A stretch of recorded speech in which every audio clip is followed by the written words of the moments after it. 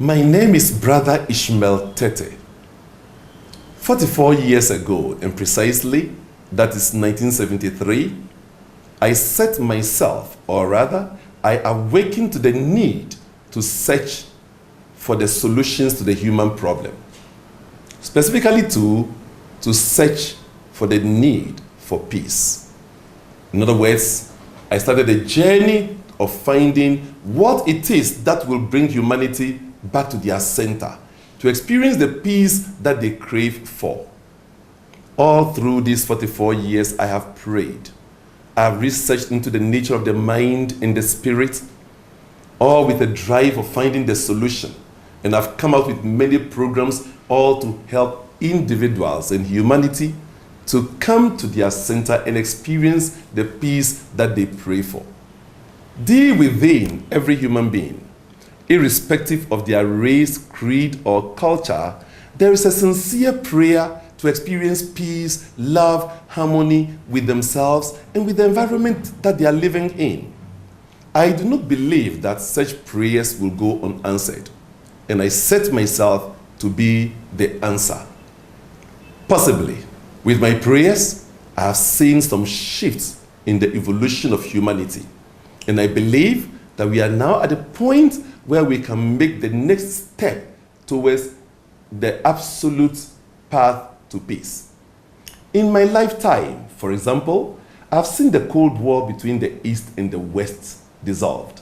In my lifetime, I've seen the Berlin Wall come down. In my lifetime, I've seen the man of color in the White House. In my lifetime, I have seen the use of social media by grassroots movements to topple governments. And in my lifetime, I believe that you and I can come together to heal segregation and redirect the course of civilization towards the celebration of our diversities in oneness. You see, the problems militating against world peace have nothing to do with racial discriminations. It's got nothing to do with the isms of tribalism, racism, communism, capitalism, and the like.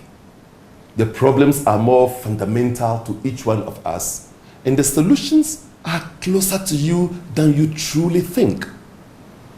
So all of my research is now coming together in a manual known as the Peace Manual, which is to provide the world the path towards peace. For example, for those of you involved with scripture in some way, you know from scripture and from common motivational teaching that without vision, you will arrive nowhere. So we need vision. This world has not got a vision of what peace looks like. And if we don't know what peace looks like, we will not arrive there. We need a vision for world peace. Then we need more fundamental programs for the creation of character for world peace. And finally, simple as it is, the schooling of our senses of sight, smell, taste, touch, and hearing towards the recognition of the celebration of diversity in oneness.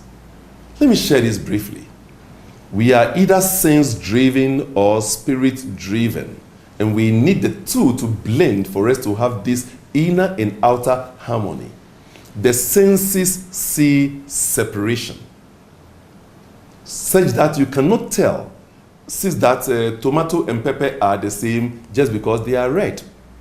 Sense of smell, sense of taste, touch, and hearing will tell you that they are different. For example, sense of sight will tell you one is round, the other is oblong. And sense of taste will then tell you that one is sweet and the other is hot. Sense of smell will tell you one is pungent and the other is mild, and so on. Similarly, through our senses we receive communication, and it is what you hear, smell, taste, touch that offends you. If we will therefore study ourselves, you can therefore not tell the individual that the black and the white are the same, or the red skin and the yellow skin person are the same, because the senses see separation and segregation. However, The senses in your entire being require variety for our existence. That's why life gives us variety in races, in people, in cultures, and so on. Yes, the black man and the white man, the yellow skinned man and the red man, we are not the same. We've got, for example, got different shapes of noses, but we are all breathing the same air.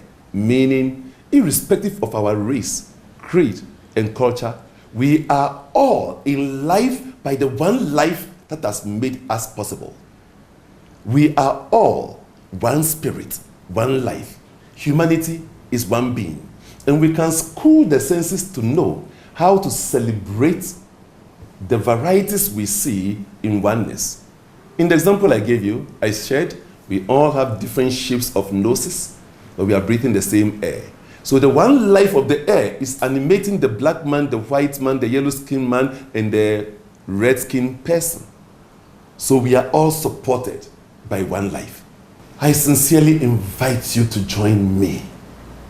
44 years of research to find the root cause of the human problem. What is it that makes a man as though against his will to commit evil? I've asked the questions and I have the answers and the solutions. Join me, make it happen. Peace.